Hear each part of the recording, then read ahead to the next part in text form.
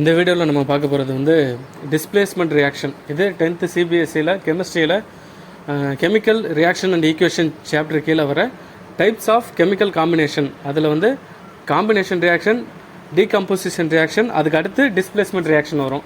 Displacement reaction எதை base பண்ணி நடக்கும்னா, இப்போ ஆல்ரெடி ஒரு காம்போனண்ட் இருக்குது, அந்த காம்போனண்ட் கூட இன்னொரு மெட்டலையோ இல்லை இன்னொரு எலமெண்ட்டை நம்ம எடுத்துகிட்டு வந்து வைக்கும்போது அந்த காம்போனண்ட்டில் இருக்கிற ஒரு பார்ட்டை, ஒரு எலமெண்ட்டை டிஸ்பிளேஸ் பண்ணும். காரணம், இப்போ இந்த எக்ஸாம்பிளில் காப்பரை விட இரும்பு எஃப்இ வந்து ரியாக்டிவ் அதிகம்.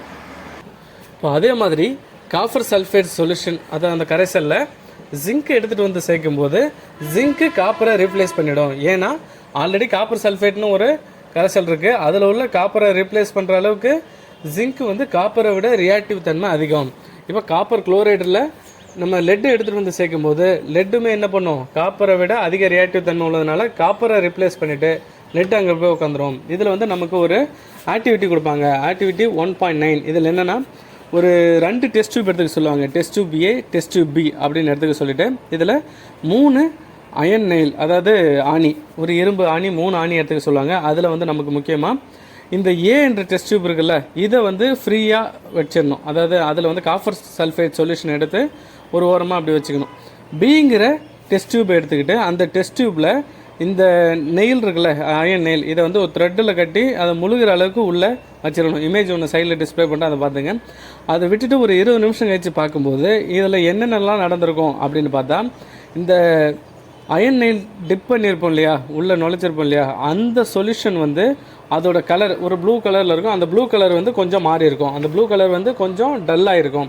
அடுத்து இந்த டிப் பண்ணியிருக்க அந்த நெயில், அந்த இரும்பு நெயில் இருக்கு இல்லையா, அதில் வந்து ஒரு ப்ரௌன் கலர் ஆட் ஆகிருக்கும். அப்படின்னா அந்த ரியாக்ஷனில் என்ன நடந்திருக்குன்னா, இப்போ அந்த இமேஜ் சைடில் பாருங்கள், ஒரு இதில் வந்து காப்பர் சல்ஃபேட்டோட கலர் நார்மலாக உள்ள கலர் அந்த ப்ளூ கலர்லேருந்து கொஞ்சம் டல்லாக இருக்குது. அதுக்கு காரணம் இந்த காப்பர் வந்து அந்த சொல்யூஷன்லேருந்து வெளியில் போயிருக்குன்னு அர்த்தம். இன்னொன்று, அதில் வச்சுருந்த அந்த அயன் நெயில் வந்து ப்ரௌன் கலருக்கு ஆனது காரணம், அந்த வெளியில் போன காப்பர் அந்த அயன் நெயிலில் போயிட்டு அந்த லேயர் மாதிரி படிஞ்சதுனால அந்த இது ப்ரௌன் கலரில் மாறுது.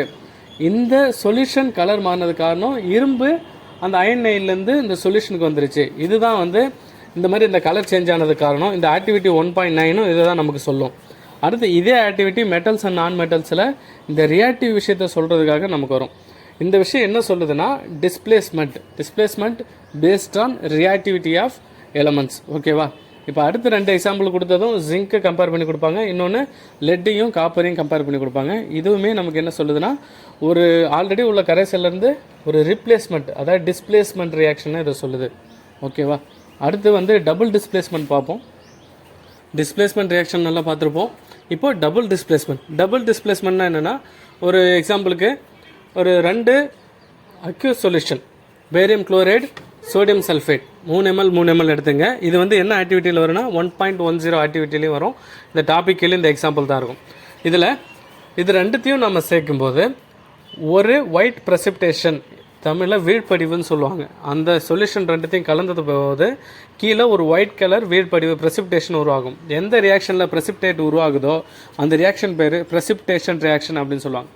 இங்கே சாலிடாக ஒன்று கீழே ஒயிட் கலரில் உருவாகுது, அது பேரியம் சல்ஃபேட். இன்னொன்று சோடியம் குளோரைடுன்னு ஒரு சொல்யூஷன் உருவாகும், அது அந்த சொல்யூஷனுக்குள்ளே கலந்து போயிருக்கும். இப்போ பார்த்தீங்கன்னா சோடியம் சல்ஃபேட்டும் பேரியம் குளோரைடும் சேருது, சோடியமும் குளோரினும் சேர்ந்து சோடியம் குளோரைடாகவும், பேரியமும் சல்ஃபேட்டும் சேர்ந்து பேரியம் சல்ஃபேட்டாகவும் மாறிடுது. இது ஒன்று டிஸ்பிளேஸ் ஆகிருக்குது. இது இங்கே போயிடுச்சு. இப்போது ஏபின்னு எடுத்துக்கிட்டிங்கன்னு வைங்களேன், ஏபிசிடி இப்படி எடுத்துக்கிட்டிங்கன்னா ஏடி கூடயும் பிசி கூடயும் சேர்ந்துருச்சு. இதுதான் டிஸ்பிளேஸ்மெண்ட். ஓகேவா? அடுத்து இந்த டபுள் டிஸ்பிளேஸ்மெண்ட்டில் இன்னொரு எக்ஸாம்பிள் வந்து ஒரு பொட்டாசியம் அயோடைடு அக்யூஸ் சொல்யூஷனையும் லெட் நைட்ரேட் அக்யூஸ் சொல்யூஷனையும் எடுத்து, அக்யூஸ் சொல்யூஷன் தான் சொல்லியிருக்கேன், வாட்டரில் இந்த காம்பவுண்டை கலந்து வச்சா அதுதான் அந்த அக்யூஸ் சொல்யூஷன் சொல்லுவாங்க. இன்னொன்று சாலிடு, லிக்யூடு, கேஸ், அந்த ஸ்டேஜ்லாம் வேறு. இப்போ வந்து இது 2த்தையும் சேர்க்கும்போது பொட்டாசியம் நைட்ரேட்டுங்கிற அக்யூஸ் சொல்யூஷன், அதாவது அந்த சொல்யூஷனில் இது கரைஞ்சிருக்கும். இன்னொன்று கரையாத ஒரு சாலிடான ஒரு ப்ரெசிப்டேட் ஒன்று உருவாகும், அது வந்து லெட் அயோடைடு. இப்போது இந்த மாதிரி ரியாக்ஷனில் ஒரு சாலிட் இல்லை கரையாத ஒரு ப்ரெசிப்டேட் உருவாகிறதுக்கு ஒரு வாய்ப்பு இருக்குது. அது டபுள் டிஸ்பிளேஸ்மெண்ட்டாக இருக்குது.